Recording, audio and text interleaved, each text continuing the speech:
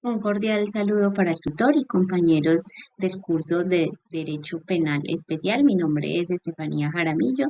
El objetivo de esta presentación es poder abordar la actividad de la fase número 2. Los delitos que elegí para este desarrollo son el genocidio y la desaparición forzada. En este sentido, entonces vamos a plantear el primer caso relacionado con el delito de genocidio, en el cual se nos indica la siguiente o se expone la siguiente situación. En Colombia habita una comunidad llamada Calipso. Sus creencias se fundamentan en la naturaleza y en sus principales dioses, que son la luna y el sol. Son una tribu que ha habitado en dicho país por muchos años. Sin embargo, son minoría en comparación a la población total. Algunos líderes del país no están de acuerdo con las creencias de la comunidad y consideran que es perjudicial su existencia para el progreso. Por esta razón, deciden realizar un plan de identificación y aislamiento, evitando que puedan tener contacto con la población y agotando los recursos necesarios para vivir hasta que sean eliminados. Algunas personas promueven y ejecutan homicidios de individuos pertenecientes a la comunidad. En este sentido, y con el objetivo que tiene la actividad, entonces vamos a analizar la estructura del delito de el delito de genocidio, valga la redundancia.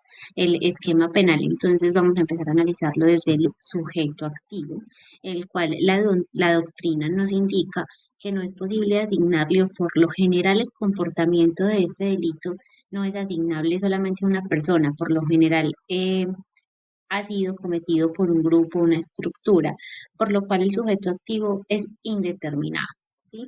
Digamos que en el caso que planteo, son los líderes que quieren destruir a la comunidad calipso. El sujeto pasivo, en este sentido, es la comunidad. Y también al ser un delito que ya está catalogado internacionalmente como un bien jurídico y es la protección de estos grupos, de todos los grupos, de toda la humanidad, es un delito grave que atenta contra todas las personas y varios derechos, entonces también al cometerse este delito se está atentando contra la comunidad internacional, que se vuelve también un sujeto pasivo. El verbo rector, según nuestra normatividad, es destruir. El genocidio está tipificado en el Código Penal colombiano en su artículo 101 y a nivel internacional en el Estatuto de Roma, el cual es el primer estatuto que describe la conducta del genocidio. Entonces ahí vamos a encontrarlo en el artículo 6. El resultado en nuestro Código Penal entonces está identificado de la siguiente manera, y esto me permito leerlo tal cual lo indica la norma, y es que en la ley especifica una pena en tiempo y lugar de la siguiente manera: prisión por 480 meses, multa de 480 meses, perdón, a 600 meses, una multa de 2.666.000.66 a 15.000 salarios mínimos legales vigentes, la interdicción de derechos y funciones públicas por un tiempo de 240 a 360 meses. Esa es la ley de 599 del 2000, nuestro Código Penal. Si el caso llegara a ser abordado por la Corte Penal Internacional, indica que claramente hay unas limitaciones, porque el hecho de que esté la Corte Internacional no quiere decir que ellos puedan pasar por encima de la jurisdicción o de la competencia. Hay ciertos pasos o ciertas características que se deben tener en cuenta para que la Corte pueda llegar a analizar estos casos, pero en caso tal de que fuese analizado un caso, dice la Corte de forma textual que establece como máximo una pena de prisión de 30 años en situaciones de notoria y en situaciones de notoria gravedad, establece la cadena perpetua. El objeto material es la comunidad que se pretende agredir. Los elementos descriptivos de la norma, es decir, aquellos elementos que son fáciles de entender para todas las personas que para toda la comunidad, toda la población, en mi criterio serían destrucción, prisión y multa. Y aquellos elementos normativos que necesitan de alguien que estudie la ley, que aplique la ley, serían las doctrinas, genocidio, antisemitismo, explicación del tiempo, valor de la multa, interdicción de derechos y funciones públicas y lesión grave. Respecto al nexo de casualidad, es importante mencionar que en la doctrina, en la jurisprudencia, quiero decir, se especifica que tiene este evento del genocidio, este delito, tiene que tener un dolo especial. Y es que efectivamente la persona tenga la intención de destruir esa comunidad. En el caso que estamos viendo, pues se describe que hay un plan, una estructura para aislar a la comunidad, para privarla de esos elementos necesarios para sobrevivir hasta ir logrando progresivamente su eliminación total. Entonces, claramente hay un plan y un nexo de causalidad entre lo que se planea y lo que se pretende hacer. ¿Sí? Mm, en la sentencia C-148/2005 es donde podemos también validar ese dolo especial que tiene el genocidio, al decir que se debe comprobar que efectivamente hay una intención de destrucción del grupo. No importa que en el momento se haya atentado solo contra una persona o dos, no ese es el punto es que haya la intención de destrucción en el tiempo de esas personas. Continuamos entonces con la imputación objetiva que nos indica la Corte Constitucional en la sentencia 115 de 2008 que la imputación objetiva es el hecho causado por el agente que le es atribuible y que ese comportamiento evidentemente refleja un peligro para el objeto. En el caso que estamos trabajando, se evidencia que hay un plan y una estructura de aislamiento y destrucción de la comunidad y también se están realizando homicidios por pertenecer a esa comunidad. Los elementos entonces del tipo subjetivo, que ya lo mencionaba anteriormente, uno de ellos es ese dolo especial que tiene el delito de genocidio y es que efectivamente se compruebe que se está causando el daño por razones de sus creencias religiosas o por su raza o etnia. También lo indica en la Corte Penal Internacional en el artículo 7, que también es necesario que el actor sea consciente de los hechos ocasionados individualmente y que hacen parte de ese actuar delictivo. Los elementos del tipo objetivo. En el caso que estamos analizando, hay un plan para aislar a la comunidad y privarla de los elementos necesarios para su supervivencia, con el fin de lograr ese exterminio y pues adicional a ello las lesiones graves como los homicidios que se están cometiendo contra las personas de la comunidad. Respecto al concurso de conductas punibles, este está específico en el artículo 31 del Código Penal General y nos indica que son acciones o omisiones que infrinjan varias disposiciones legales o varias veces la misma disposición. Por lo general, en el genocidio hay un concurso donde se cometen diferentes delitos, teniendo por lo general un comportamiento simultáneo. ¿Por qué? Por la forma en que se estructuran, se organizan y su forma de operar. Agravantes y atenuantes de este delito. El delito de genocidio ya se encuentra pues como calificado dentro de una gravedad extrema y no tiene atenuantes. Entonces, sí, en general es un delito que es extremadamente, que debe ser muy, sí, condenado, reprochado por la sociedad. Entonces, este delito no tiene atenuantes. Creería yo que en algunos casos sí puede tener agravantes de acuerdo a lo que realice el actor, porque pues hoy evidentemente dentro de este delito se encierran muchas cosas y con las lecturas realizadas hay muchos casos históricos que han reflejado esas atrocidades cometidas estructuralmente que van en contra o persiguen a esa comunidad específica, como es el caso de Ruanda, de Yugoslavia, pues con lo que vimos en la Segunda Guerra Mundial con este grupo nazi, ¿cierto? Bueno, y para terminar con la estructura de este delito, estos son otros apuntes adicionales que me parecieron muy interesantes dentro de la investigación, y es, aquí visualizamos al señor Rafael Lemkin, que fue la persona que creó la palabra genocidio, ¿sí? Es un dato pues que a mí me parece relevante e interesante eh, tenerlo presente. También tenemos que después de la Segunda Guerra Mundial, digamos, se hace la primera norma, resolución, que es la Convención para la Prevención y Sanción del Genocidio mediante la resolución 260 del 9 de diciembre de 1948, la cual ratifican 153 países. Y después de los eventos históricos que ahorita mencioné, como los genocidios presentados en Ruanda y Yugoslavia, la Corte Penal Internacional decide entonces sancionar el Estatuto de Roma el 17 de julio de 1998, donde aquí ya sí tipifican claramente las conductas que se pueden presentar dentro del genocidio y la competencia que tendría la Corte Internacional.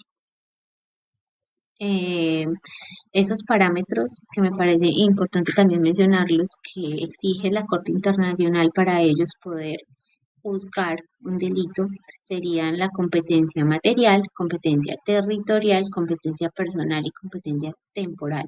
Estos son los criterios que se deben tener en cuenta al presentar ese tipo de casos ante la Corte y que ellos puedan ser pues los encargados de, de judicializarlo. Aunque o fue mi caso particularmente, uno diría, no, pues el caso de genocidio se ha presentado en Colombia porque acá hay casos eh, muy delicados por la guerra en que hay en muchas zonas del país. Es un país que constantemente vivimos enfrentados a muchas situaciones por los grupos armados, pero no, ya leyendo más a fondo un poco y conociendo más lo que es el genocidio como tal, esos componentes especiales, su estructura del delito, nos damos cuenta que el único caso que ha sido considerado genocidio y a nivel de Colombia es el caso del partido político Unión Patriótica, pues que se da en miras de que esas personas son eliminadas a causa de ser de ese partido político. Sin embargo, es importante tener en cuenta que ese caso no ha sido analizado por la Corte Penal Internacional, dado que en su normatividad los grupos políticos no están incluidos en el delito de genocidio. Es algo específico que Colombia adicionó y que cada país pues está en su derecho de manejarlo de acuerdo a su normatividad y demás. Entonces, hasta aquí abordamos el caso de genocidio y bueno, vamos a darle continuidad al siguiente caso. Bueno, el caso número 2 que vamos a tratar es acerca del delito de desaparición forzada, que este sí hay gran referencia en Colombia, pues por el conflicto armado han ocurrido en muchas ocasiones, pues este delito. Entonces, el caso dice lo siguiente. En el marco del conflicto armado colombiano, en Puerto Boyacá, municipio del Magdalena Medio, la comunidad indica que un grupo armado paramilitar llegó a las instalaciones de la policía y capturaron a la señora Marcela Rivas, de 28 años de edad, y al comandante Rafael Gómez, de 40 años. Hechos ocurridos en el año 2020. A la fecha, no hay registro alguno de las víctimas y sus familiares continúan pidiendo ayuda al Estado para que su caso no quede en la impunidad. Continuamos entonces con la estructura del delito de desaparición forzada, donde teniendo en cuenta ese sujeto activo que hace referencia nuevamente a la persona que comete el hecho, es el grupo armado paramilitar. Y el sujeto pasivo aquel sobre el cual recae la acción. Para este caso, la señora Marcela Rivera y el señor Rafael. Y claramente los familiares de las víctimas que están en busca de las víctimas. Verbo rector nos indica que en la norma que es someter, privar y ocultar. Este ocultar es muy importante y ya en el desarrollo del ejercicio veremos el por qué. El objeto material son las personas sobre las cuales recaen, pues es como esa conducta que es eh, afectarlos en su libertad, ocultarlos y eh, negar ese hecho. El resultado, el artículo que regula este delito es el artículo 165 del Código Penal y nos indica textualmente lo siguiente. Incurrirán el modo y el lugar y el tiempo. Incurrirán en prisión de 320 a 540 meses, una multa de 333.33 a 4.500 salarios mínimos legales vigentes y en interdicción de derechos y funciones públicas de 160 a 360 meses. Los elementos descriptivos de la norma son pertenecer al grupo armado, al margen, a un grupo armado al margen de la ley. Considero que es algo que todos estamos en facultad, pues, como de comprender. Privación de la libertad, ocultar y paradero. Elementos normativos, amparo de la ley, someter, descripción de la pena en tiempo, monto de la pena en la multa, interdicción de derechos, funciones públicas, servidor público y aquiescencia. El nexo el nexo de casualidad, la finalidad del delito de desaparición forzada es el ocultamiento físico y legal de la persona, privándola completamente de los derechos de protección del Estado. En el caso entonces que presentamos, podemos evidenciar que hay una desaparición forzada de dos sujetos y como testigos está la comunidad que es quien denuncia y quien fueron testigos visuales del hecho. La diferencia entre este delito y el secuestro recae precisamente en la intención de ocultar el hecho. Esto según sentencia de casación, el radicado número 33.254. En la imputación objetiva, entonces, sabemos que esta hace referencia a que efectivamente la conducta que esté tipificada, pues le sea atribuible al sujeto activo. En el ejemplo, entonces, podemos evidenciar que inclusive la comunidad fue testigo de que estas personas pertenecientes al grupo armado se llevaron pues a las víctimas.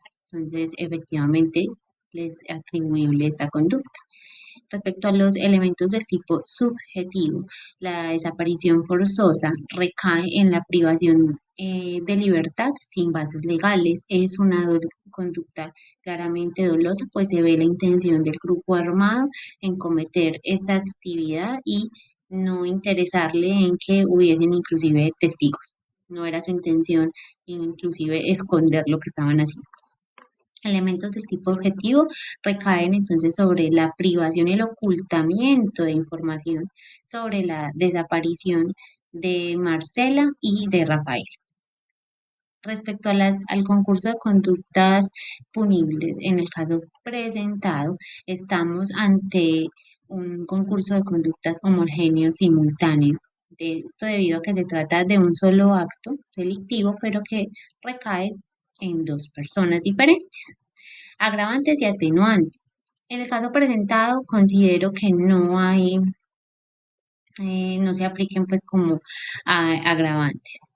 Pues solo está la conducta de desaparición forzada, no se indica que los torturaron, los asesinaron de X forma no. Si eso estuviera descrito, obviamente pues podríamos decir que si hay otros agravantes porque hubo otros delitos también y eso incurriría en también otro tipo de concurso de conductas.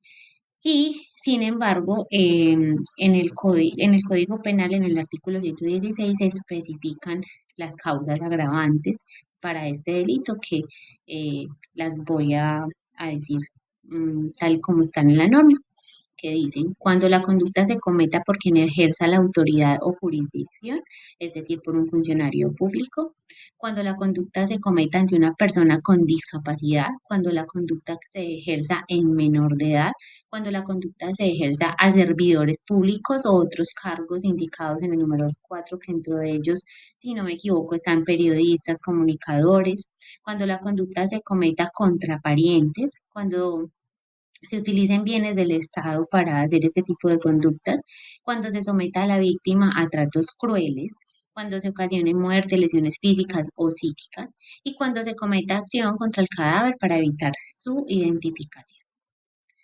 Respecto a los atenuantes, en el crimen de desaparición forzada se encuentra eh, catalogado como un crimen de lesa humanidad. Entonces es un delito muy grave, condonado y regulado también de forma internacional. También está regulado en el Estatuto de Roma. Entonces, en el caso descrito no hay como una mención de que se liberaron a las víctimas, por lo cual en el caso puntual todavía la familia sigue en la búsqueda de estas personas, por lo cual pues no se aplicarían atenuantes al caso.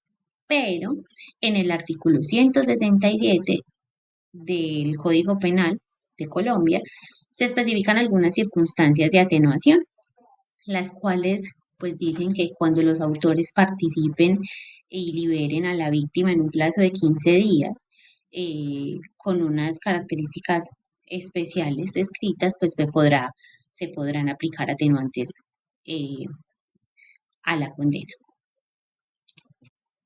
Y para terminar, ya algunos apuntes adicionales pues a la actividad y hace referencia a que la desaparición forzosa viola múltiples derechos humanos como la libertad, la seguridad personal, la integridad personal, un trato digno. En muchos casos se conoce entonces que las víctimas son sometidas a tortura, el derecho al debido proceso, un recurso efectivo, garantías judiciales y el derecho a la vida.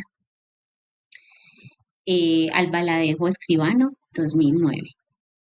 Desde la Constitución Política también de 1991 ya se tiene precisamente porque este delito vulnera muchos derechos, especialmente esos derechos a la vida y a la libertad. Entonces, en el artículo 2 encontramos regulado desde nuestra Carta Magna ese derecho que tenemos a que nadie será sometido a desaparición forzada, torturas ni tratos o penas crueles, inhumanos o degradantes. El delito de desaparición forzada, al igual que el genocidio, pues se constituye por las diferentes atrocidades que ha dejado la guerra. Entonces, a raíz de esa oscura historia internacionalmente también se han tomado medidas que busquen eh, mitigar, evadir, proteger este tipo de, más que evadir, no es la palabra, es proteger, me corrijo, hago la corrección, busca proteger y evitar que ocurra este tipo de delitos. Entonces, la Organización de los Estados Americanos crea un primer instrumento jurídico con este fin por medio de la Convención Interamericana sobre Desaparición Forzada, la cual pues Colombia no ha ratificado, supongo yo, en el poco conocimiento que tengo sobre este delito y solo pues lo que he estudiado es porque tiene mecanismos suficientes para hacer provecho y judicializarlos, o la otra opción es porque en Colombia ese delito pues ocurre mucho y tal vez sería a nivel internacional pues como un juicio bastante fuerte, pienso yo. Esto ya es un paréntesis a nivel personal. El delito de desaparición forzada puede ser cometido por cualquiera y eso quiero hacer la aclaración porque en la investigación veo que el artículo especifica que algo así como que tienes que pertenecer a un grupo al margen de la ley, pero obviamente la doctrina, la aplicación de las normas, la jurisdicción y las diferentes sentencias llevan a aclarar esto a un sentido más amplio, donde indica que es claro que un particular puede cometer este delito y ser judicializado por él. No solamente es para quien sea un funcionario público perteneciente a un grupo al margen de la ley, no, cualquiera que haga este delito puede ser judicializado. De hecho, en la sentencia C 317-2002 hubo como eh, una denuncia de inconstitucionalidad al artículo 165 por esa pequeña frase, pero pues la Corte se encarga de aclarar que su aplicación es amplia y que adicional a ello, pues en nuestra Constitución también refleja que es un derecho a la libertad y a no ser sometidos de esta forma que se debe garantizar, por lo cual se declara exequible.